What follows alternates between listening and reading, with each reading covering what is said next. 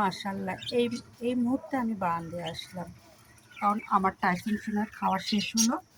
ও খেয়ে এই যে রোদে আসছে, এই দেখুন কত সুন্দর আজকের রোদ আসছে, এই দেখুন কিচ্ছু বলতে হয় না। সে যখন খাওয়া শেষ হয় অটোতে রান্নাঘরে মানে তার বেলকনিতে তার জায়গায় চলে আসে।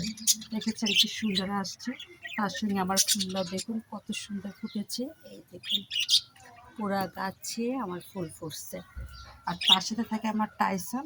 অনেক সুন্দর লাগে আমার বারান্দাটা, তার সঙ্গে থাকে আমার এই বাচ্চাগুলো, পাখি সোনাগুলা। বারান্দাটা আমার অনেক সময় অনেক সুন্দর লাগে এবং আমার অনেক সময় কাটে। এই দেখুন আমাকে দেখে পাখিটা কেমন করছে, দেখেছেন বের হতে যাচ্ছে। এই দেখুন তার সঙ্গে দেখুন আমার গাছ, প্রতিটা ফুল আছে প্রতিটা গাছে।